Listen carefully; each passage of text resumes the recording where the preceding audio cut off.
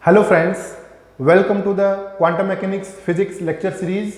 Today we will take lecture number 11 on the de Broglie hypothesis or wave properties of particles. In our previous lecture, we have studied about or discussed about the particle properties of waves. And in our concluding remarks, we came to the conclusion that for the complete description of the so-called classical waves, we need waves as well as particle properties simultaneously to describe the reality of waves. So in the same fashion, the question arises that whether particles has the wave properties associated with them. So today's central theme point of this lecture is wave properties of particles. जिस प्रकार तरंगें कण गुणधर्म रखती है, क्या उसी प्रकार कण भी तरंग गुणधर्म दिखाते हैं? इसी आधार पर बात करते हैं हमारी इस आज के लेक्चर में, जहां पर हम बात करेंगे wave properties of particles. Louis de Broglie, यहां मैंने नाम लिखा है, लुईस द ब्रोगली ने यह हाइपोथेसिस दिया था जिसे हम यहां पर डी ब्रोगली हाइपोथेसिस कहेंगे।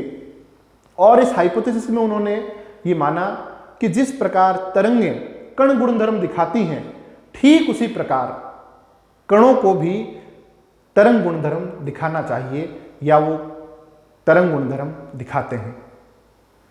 आगे बढ़ने से पहले हम यहां पर बात करते हैं कि लुईस द ब्रोगली कौन थे जिन्होंने फिजिक्स में इतना क्रांतिकारी परिवर्तन कर दिया। लुईस द ब्रोगली फ्रांस के एक प्रतिष्ठित परिवार में पैदा हुए। उनके परिवार के लोग सदियों से फ्रांस के राजघरानों के साथ महत्वपूर्ण पदों पर थे। लुईस द ब्रोगली के बड़े भाई थे मैकॉरी डी ब्रोगली, जो एक फ्रांस के उस समय के जाने माने एक्सपेरिमेंटल फिजिसिस्ट थे। आपको यह जानकर बड़ा आश्चर्य होगा कि लुईस द ब्रोगली प्रारंभ में इतिहास के छात्र थे। जी हां, आप सही सुन रहे हैं, Louis de Broglie did his bachelor of arts in history. और अपने कुछ खाली समय में लुईस द ब्रोगली अपने बड़े भाई की फिजिक्स लेबोरेटरी में जाकर कुछ एक्सपेरिमेंट्स किया करते थे। और उन एक्सपेरिमेंट्स को करते करते उनकी फिजिक्स के प्रति रुचि और इंटरेस्ट डेवलप हुआ और उन्होंने हिस्ट्री को छोड़ते हुए फिजिक्स को एक ऑप्शन के रूप में चुना और उसमें आगे बढ़े। सन 1924 में डी ब्रोगली ने फिजिक्स में पीएचडी को सबमिट किया और उस पीएचडी सबमिशन में उन्होंने एक हाइपोथेसिस दी कि जिस प्रकार तरंगें कण गुणधर्म दिखाती है, ठीक उसी प्रकार पार्टिकल्स भी वेव प्रॉपर्टीज दिखाते हैं। और अपनी थीसिस में उन्होंने ये नाम दिया, जो तरंगें कणों के साथ जुड़ी होती है उसका नाम दिया मैटर वेव्स, जिसे हिंदी में बोलते हैं द्रव्य तरंग। लेकिन डी ब्रोगली की हाइपोथेसिस को उस समय कोई एक्सपेरिमेंटल सपोर्ट प्रोवाइड नहीं कर सका और इसलिए शुरुआती कुछ सालों में डी ब्रोगली की इस हाइपोथेसिस पर अधिक ध्यान नहीं दिया गया। लेकिन 20वीं सदी के वैज्ञानिकों के महानायक आइंस्टीन, जिनकी समझ और पैनी नजर जब डी ब्रोगली की हाइपोथेसिस पर पड़ी, तो उन्होंने इसकी गंभीरता को और इसके अंदर छुपी फिजिक्स को पहचाना और दूसरे वैज्ञानिकों से भी आह्वान किया कि वो इस दिशा में कार्य करें। और 1927 में यूएसए के डेविसन और जर्मर ने, और ठीक उसी समय स्वतंत्र रूप से यूके में जीपी थॉमसन ने डी ब्रोगली हाइपोथेसिस का प्रायोगिक रूप से सत्यापन करके दिखा दिया कि हां, इलेक्ट्रॉन डिफ्रैक्शन एक्सपेरिमेंट में इलेक्ट्रॉन्स वेव्स की तरह से बिहेव करते हैं। और डी ब्रोगली हाइपोथेसिस की सफलता की वजह से उन्हें फिजिक्स में 1929 का भौतिकी का सबसे बड़ा पुरस्कार नोबेल पुरस्कार से सम्मानित किया गया। डी ब्रोगली को पता था कि नेचर में सिमेट्री एक बहुत बड़ा रोल प्ले करती है।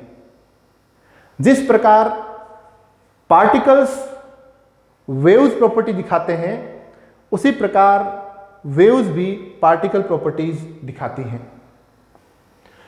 अब बात करते हैं द ब्रोगली हाइपोथेसिस की, कि ब्रोगली ने हाइपोथेसिस क्या दी थी। The wave aspects of matter are related with the particle aspects in exactly the same fashion as the case for the radiation, कि जिस प्रकार रेडिएशंस में पार्टिकल प्रॉपर्टीज पाई गई, ठीक उसी प्रकार पार्टिकल्स में भी वेव एस्पेक्ट्स पाए जाने चाहिए। यहां पर सपोज करते हैं एक पार्टिकल लेते हैं जिसकी एनर्जी E है और जिसका मोमेंटम P है, और कोई वेव है तो उसकी वेव एस्पेक्ट्स क्या होंगे, वेव कैरेक्टरिस्टिक्स क्या होगी, उस वेव की फ्रीक्वेंसी न्यू और उसकी वेवलेंथ लैम्डा। तो हम देखते हैं कि ये जो पार्टिकल प्रॉपर्टीज हैं, energy E and momentum P, और जो वेव प्रॉपर्टीज हैं, frequency new and wavelength lambda, वो आपस में किस तरीके से जुड़ी हुई है। तो डी ब्रोगली ने बताया कि energy E equal to H times nu, and where H is what, H is Planck's constant and nu is what, frequency of the wave associated with that material particle, and that momentum P is what, H by lambda. H is Planck's constant and lambda is the wavelength of the wave associated with that material particle, which we call matter wave. So E and P is what, E and P are particle aspects.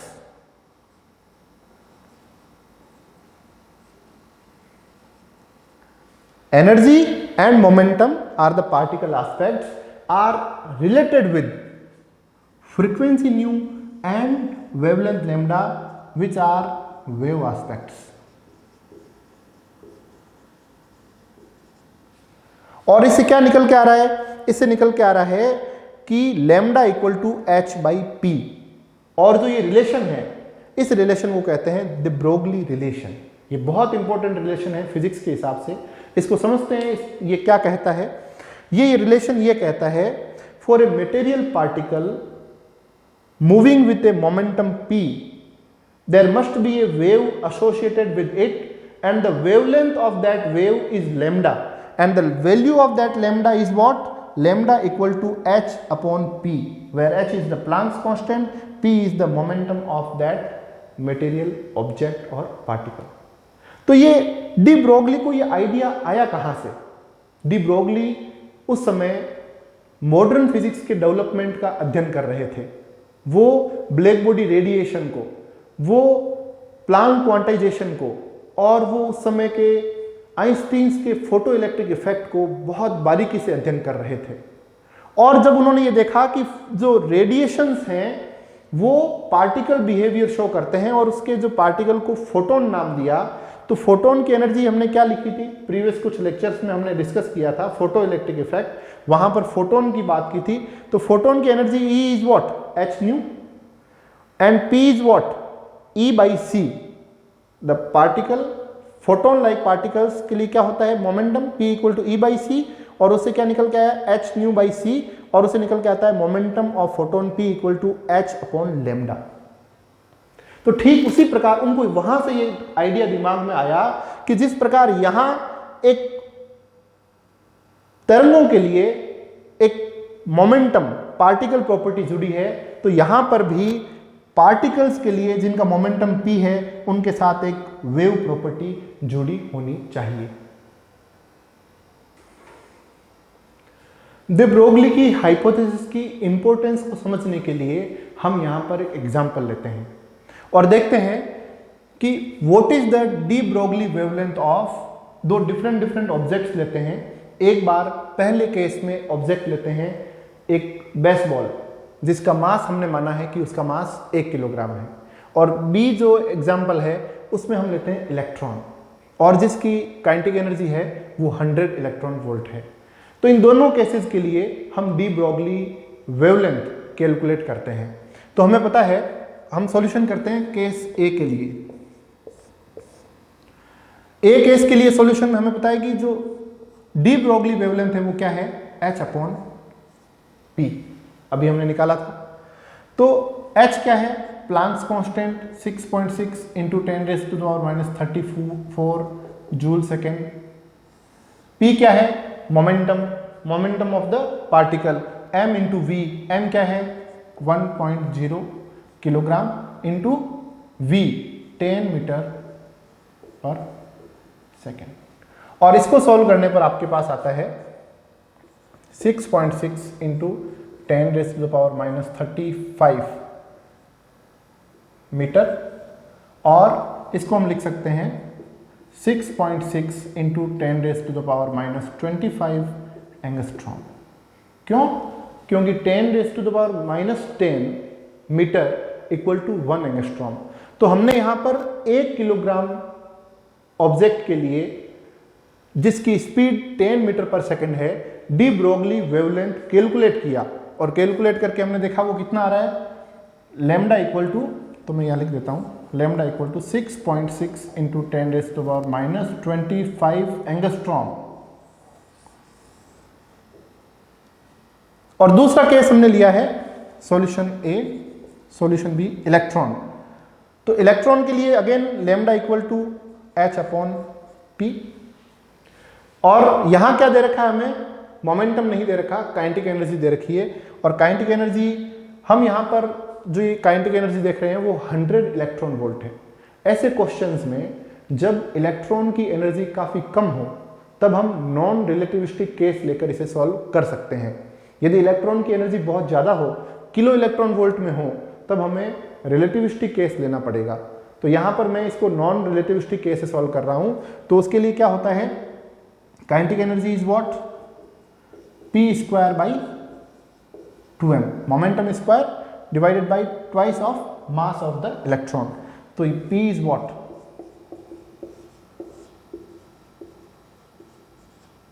2m/k। तो ये p की यहां value रखने पर lambda equal to h is what, again 6.6 into 10⁻⁻34 joule second divided by √ of twice mass of the electron 9.1 into 10⁻31 kilogram into kinetic energy. Kinetic energy किस में दे रखी है, काइनेटिक एनर्जी दे रखी है 100 इलेक्ट्रॉन वोल्ट। इसको जूल में कन्वर्ट करना है, एमकेएस मात्रक में चेंज करना है। तो हम क्या करेंगे, 100 इंटू 1.6 इंटू 10⁻⁻19। तो ये आपकी जो एनर्जी इलेक्ट्रॉन वोल्ट में दे रखी थी उसको जूल में कन्वर्ट कर लिया, और जो आपको एनर्जी दे रखी थी उसको हमने उससे मोमेंटम निकाल लिया। तो इसको सॉल्व करने पर हमारे पास आता है 1.2 into 10⁻⁻10 metre, and that is what, अभी हमने बात किया 10⁻⁻10 metre is what, 1 angstrom. So lambda equal to 1.2 angstrom. तो हमने यहां पर दो अलग अलग केस लिए हैं। पहला केस खास है, दूसरा केस भी अपने आप में अलग है। क्या खासियत है इन दोनों केसेस की? पहला केस एक यूजुअल ऑब्जेक्ट है जिसके ऊपर हमारे नॉर्मल डायनेमिक्स के, नॉर्मल काइनेमेटिक्स के, नॉर्मल न्यूटोनियन मैकेनिक्स के रूल्स फॉलो होते हैं, जो हम आए दिन अपने आसपास के दैनिक दिनचर्या में देखते हैं। उस तरीके के ऑब्जेक्ट का एग्जाम्पल लिया है। और उन ऑब्जेक्ट्स के लिए जब हमने देखा तब हमारे पास वेवलेंथ क्या आई, 6.6 इंटू 10⁻⁻25 एंगस्ट्रॉम। एंगस्ट्रॉम खुद 10⁻⁻10 मीटर है, और उस एंगस्ट्रॉम के साथ भी कितना, 10⁻⁻25। यानी कि हमारे दैनिक जीवन में आसपास जितने भी माइक्रोस्कोपिक रेल में, माइक्रोस्कोपिक वर्ल्ड में जो ऑब्जेक्ट्स होते हैं, उनके लिए प्राप्त होने वाली डी ब्रोगली वेवलेंथ बहुत बहुत बहुत छोटी आती है।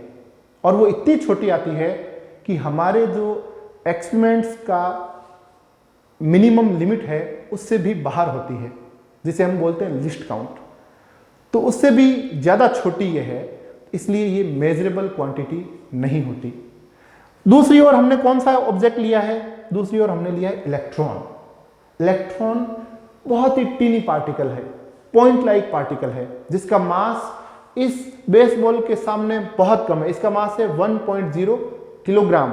इलेक्ट्रॉन का मास है 9.1 इंटू 10⁻⁻31 किलोग्राम, 10 की पावर -31 साथ में इसके पावर आ रही है। तो एक तो बहुत छोटा मास का ऑब्जेक्ट है, और ऐसे ऑब्जेक्ट्स जिसे हम बोलते हैं माइक्रोस्कोपिक रेल्म, माइक्रोस्कोपिक वर्ल्ड, उसमें पाए जाते हैं। और इन ऑब्जेक्ट्स के लिए जब हम वेवलेंथ निकालते हैं तो उसका मान आया लैम्डा इक्वल टू 1.2 एंगस्ट्रॉम, यानी कि लगभग 10 की पावर 25 गुना ज्यादा एक बेसबॉल से इसकी बड़ी तरंगदैर्घ्य निकल के आई है इलेक्ट्रॉन के लिए। तो ये दो अलग अलग केसेस, एक्सट्रीम केसेस में हमने देखा कि माइक्रोस्कोपिक वर्ल्ड में जो ऑब्जेक्ट्स हैं, जैसे कि यहां पर एग्जांपल के केस में हमने इलेक्ट्रॉन लिया है, उसके लिए डी ब्रोगली वेवलेंथ काफी बड़ी होती है, और वो हमारे जो एक्सपेरिमेंट्स होते हैं उससे मेजर की जा सकती है, इसलिए हमारे लिए ऑब्जर्वेबल है। तो the wave properties of the microscopic particles like electron, neutron, proton can be observed by us with A suitable experimental arrangement. और वो एक्सपेरिमेंटल अरेंजमेंट कौन सा है? Electron diffraction experiment. क्योंकि हम यहां पर वेव प्रॉपर्टीज ऑफ पार्टिकल्स की बात कर रहे हैं, इसलिए हम थोड़ी सी यहां पर वेव्स की बात कर लेते हैं, और ये बात कर रहे हैं हम डिफ्रैक्शन की। तो डिफ्रैक्शन हमें कब दिखाई देता है? When will we observe the diffraction pattern? तो उसके लिए कुछ शर्त आपने ऑप्टिक्स में जरूर पढ़ी होगी, उसी की थोड़ी सी चर्चा यहां पर करते हैं ताकि कंटिन्यूटी बनी रहे। When will we observe diffraction from a light wave? तो हमने यहां पर इस केस के लिए माना है कि suppose A represents characteristic dimensions of an optical apparatus और इंस्ट्रूमेंट लाइक लेंस, मिरर और स्लिट। ए जो है वो उसकी डायमेंशन है जो apparatus हमें डिफ्रैक्शन देगा, और लैम्डा उस लाइट की वेवलेंथ है जो apparatus से गुजरकर हमें डिफ्रैक्शन पैटर्न देगी। तो हम यहां पर दो केस कंसिडर करते हैं, केस फर्स्ट और केस सेकंड। केस फर्स्ट में यदि lambda by a tends to 0 हो, इसका मतलब क्या है? Lambda by a tends to 0 का मतलब है कि लैम्डा बहुत छोटी है एपरेटस की जो डायमेंशंस है उसके कंपैरिजन के अंदर। तो इस केस में यदि लैम्डा उस एपरेटस की डायमेंशन से बहुत छोटी है तो लैम्डा बाई ए का रेशियो क्या होगा? बहुत स्मॉल, टेंड्स टू 0। और ऐसे केस में ये जो केस फर्स्ट लिखा है उसमें हम ऐसा केस कहां देखते हैं? Usually this is seen in the geometrical optics, ray optics में हम ये केस देखते हैं। और इस फर्स्ट केस में हमें diffraction effects are completely negligible, और इतने नेग्लिजिबल होते हैं कि हम उन्हें ऑब्जर्व नहीं कर पाते। सेकेंड केस कंसिडर करते हैं, lambda pi a is greater than और equal to 1, almost equal to और ग्रेटर देन 1। इसका मतलब क्या है? This time lambda is either equal और greater than the dimensions of apparatus. ऐसे केस कब मिलते हैं हमें? ऐसे केस मिलते हैं फिजिकल ऑप्टिक्स में। और जब ये केस आता है lambda by A greater than और इक्वल टू 1, उसमें हमें डिफ्रैक्शन पैटर्न उभर कर ऑब्जर्व होते हैं। तो हमने यहां से कंक्लूजन क्या निकाला कि in conclusion we can say to observe the wave nature of light we need apparatus और ऑब्स्टेकल ऑफ सुटेबल, कंपेरेबल और small than the wavelength lambda of light.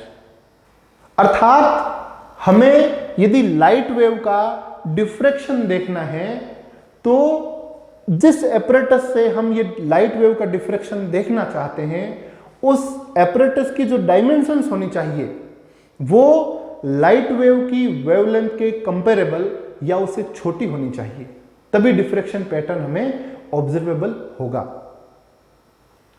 तो अभी हमने देखा कि किस प्रकार वेव्स में डिफ्रैक्शन हमें ऑब्जर्व होता है, किस कंडीशन पर वो डिफ्रैक्शन पैटर्न दिखाई देता है। यहां पर यदि हम ये देखना चाहें कि क्या पार्टिकल्स भी वेव की तरह से बिहेव करते हैं, तो हमें उन पार्टिकल्स को या जो हम मैटर वेव्स कह रहे हैं उनका भी डिफ्रैक्शन दिखाई देना चाहिए। तो ऐसे केस में जब हम डिफ्रैक्शन ऑफ मैटर वेव्स देखना चाहें तो जो सिस्टम है, जो एपरेटस है, उसकी डायमेंशंस काफी कम होनी चाहिए। तो हमने यहां लिखा है कि to observe wave like aspects in motion of matter, therefore we need systems with apparatus or obstacle of suitably small dimensions। काफी छोटे apparatus होने चाहिए जिससे कि हम इन पार्टिकल्स को गुजार कर इनके डिफ्रैक्शन पैटर्न को ऑब्जर्व कर सकें। डी ब्रोगली के समय जो सबसे छोटे से छोटा एपरेटस या यूं कहें कि फाइनेस्ट स्केल जो था वो 1 एंगस्ट्रॉम के ऑर्डर का था। और ये 1 एंगस्ट्रॉम कहां से आया? That is the distance between the 2 adjacent planes in the solid. जो एटम्स के रेगुलर 3 डायमेंशनल अरेंजमेंट्स होते हैं उससे प्लेन की स्ट्रक्चर्स बनती है, जिन्हें कई बार सॉलिड्स में मिलर प्लेन्स भी कहते हैं। इन मिलर प्लेन्स में जो निकटतम प्लेन्स होते हैं ये पीरियोडिक अरेंजमेंट्स में, उनके बीच की डिस्टेंस लगभग 1 एंगस्ट्रॉम के ऑर्डर की होती है और ये उस समय तक स्केल डी ब्रोगली के समय तक ज्ञात थी। अब तो इससे और निचले या इससे कम दूरी पर भी वैज्ञानिक पहुंच चुके हैं। तो ऐसे लेवल का या इससे मिनिमम हम जा नहीं सकते थे उस समय तक। तो अब देखते हैं वो एग्जाम्पल जो अभी हमने कंसिडर किया था एक बेसबॉल के लिए और एक इलेक्ट्रॉन के लिए, उस पर वापस बात करते हैं। तो बेसबॉल के लिए क्या है, ए हमने यहां पर प्राप्त कर लिया। ए इस बार क्या लेंगे? ए लेंगे हम 1 एंगस्ट्रॉम, अर्थात इस बार हम एक क्रिस्टल को लेते हैं। सॉलिड में एक क्रिस्टल है, उस क्रिस्टल को लेते हैं। कैसे? एक डिफ्रैक्शन एपरेटस के तौर पर उस पर हम कोई एक बार तो ये बेसबॉल गिराते हैं लगातार और एक बार इलेक्ट्रॉन्स गिराते हैं इस पर और देखते हैं कि इनके लिए यदि इस तरह का एपरेटस हो जिसकी डायमेंशंस 1 एंगस्ट्रॉम के ऑर्डर की हो तो उस पर λ/a का रेशियो क्या आना चाहिए। तो बेसबॉल के लिए λ/a क्या आएगा, क्योंकि a क्या है 1 एंगस्ट्रॉम और लैम्डा भी हमने पिछले केस में ज्ञात की थी 6.6 इंटू 10⁻25 एंगस्ट्रॉम। तो उस केस में ये कितना आया λ/a 10⁻25, बहुत छोटा। और इसे हम कह सकते हैं λ/a टेंड्स टू 0, जो हमने अभी लाइट के डिफ्रैक्शन के केस में पहला केस कंसिडर किया था λ/a टेंड्स टू 0, जिसमें डिफ्रैक्शन हमें बिल्कुल भी ऑब्जर्व नहीं होता। तो ये मैटर वेव्स के लिए वही केस हो गया, यानी कि इन स्पेसिंग वाले प्लेन्स को लेकर यदि हम एपरेटस बनाते हैं तो मैटर वेव्स बेसबॉल के लिए हमें ऑब्जर्वेबल नहीं होंगी। दूसरे केस की बात करते हैं। इलेक्ट्रॉन था दूसरे केस में, और इलेक्ट्रॉन के लिए जो हमने लैम्डा निकाला था या डी ब्रोगली वेवलेंथ निकाली थी वो थी 1.2 एंगस्ट्रॉम। तो ए क्या है? ए अभी भी हमारा क्या है एपरेटस की डायमेंशंस 1 एंगस्ट्रॉम। तो λ/a इस बार क्या आया? ऑलमोस्ट 1.2। इस बार λ/a जो सेकंड केस हमने देखा था वेव्स के लिए क्या चाहिए था? डिफ्रैक्शन दिखाई देने के लिए, डिफ्रैक्शन ऑब्जर्व करने के लिए λ/a इक्वल टू और ग्रेटर देन 1, जो केस की कंडीशन सेटिस्फाई कर रहा है। ये λ/a greater than equal to 1। तो इस केस में हमें जो है मैटर वेव्स दिखाई देंगी, यानी कि इलेक्ट्रॉन्स का भी डिफ्रैक्शन दिखाई देगा। इलेक्ट्रॉन्स क्या है?